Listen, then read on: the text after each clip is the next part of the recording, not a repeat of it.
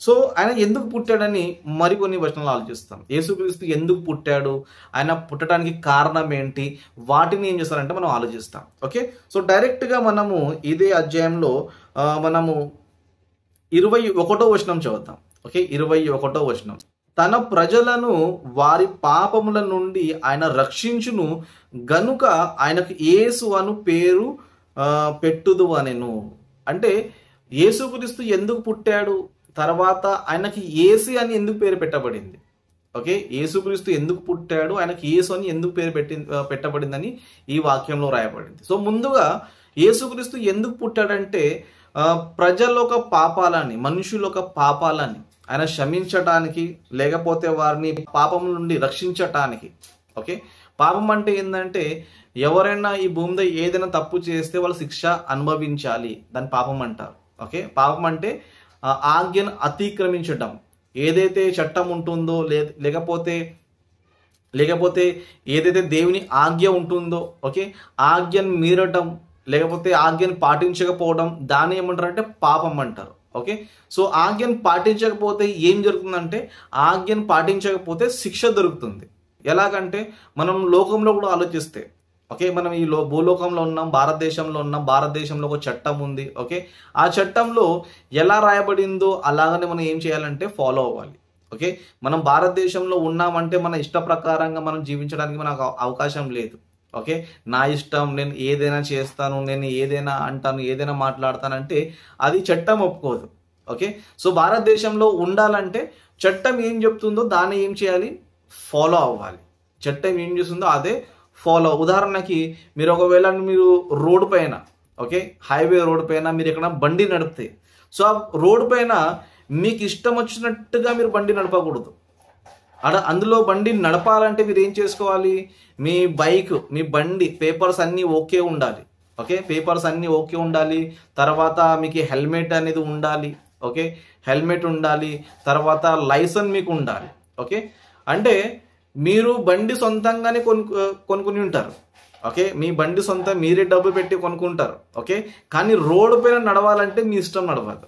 అక్కడ వెళ్ళిన తర్వాత నా ఇష్టం, నా బండి అంటే కుదరదు. సో రోడ్డు పైన మీరు వెళ్ళారంటే మీకు పేపర్స్ ఉండాలి, లైసెన్స్ ఉండాలి, మీకు అన్ని గవర్నమెంట్ పెట్టిన ప్రతి రూల్ కూడా మీరు పాటించాలి. ఒకవేళ మీరు పాటించకపోతే మీకు ఏం పడుతుంది, ఫైన్ పడుతుంది.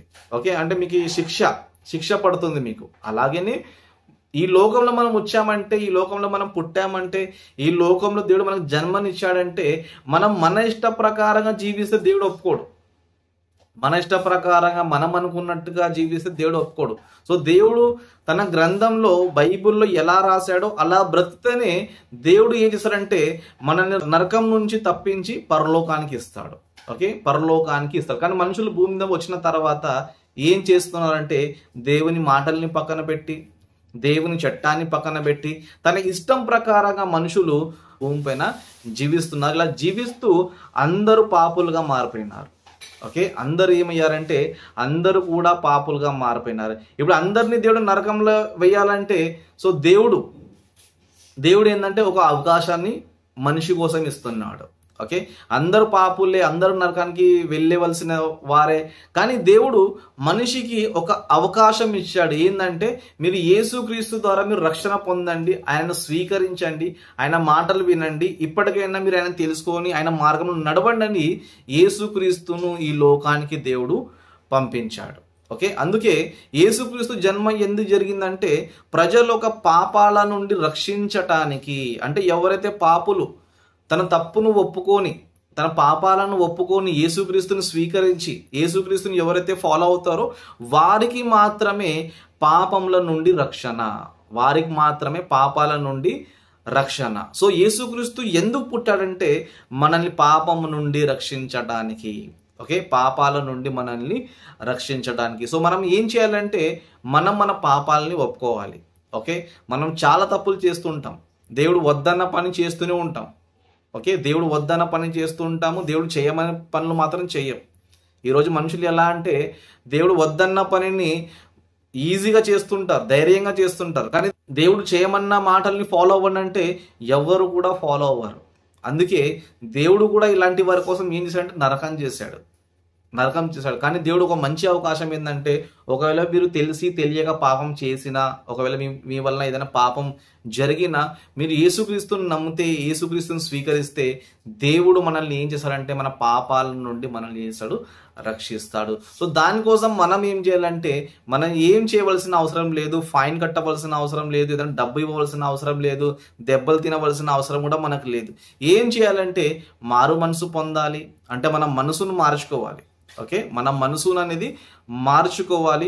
మనసును మార్చుకున్న తర్వాత దేవుని ఫాలో అవ్వాలి, యేసుక్రీస్తుని ఫాలో అవ్వాలి, బైబిల్ చదువుకోవాలి, ప్రార్థన చేయాలి, దేవుని వాక్యాన్ని వినాలి, నేర్చుకోవాలి. ఇలా మన జీవితాంతం కూడా మనం ఏం చేయాలంటే ఈ పనులు మనం చేస్తూ ఉండాలి. ఇలా మనం చేస్తే అప్పుడు దేవుడు మనకి ఏమి ఇస్తాడంటే మన పాపాల నుండి రక్షణ. అందుకే బైబిల్లో అంతము నుండి, ఓకే, అంతం వరకు సహించిన వాడే రక్షింపబడతాడు. అంటే యేసుక్రీస్తుని నమ్మితే రక్షణ వస్తుంది, కానీ అంతం వరకు ఏం చేయాలి మనము? అంతం వరకు దేవుని మార్గంలోనే ఉండాలి. అలా అంతం వరకు ఉంటే మనకి ఏం దొరుకుతుంది? రక్షణ అనేది మనకి దొరుకుతుంది.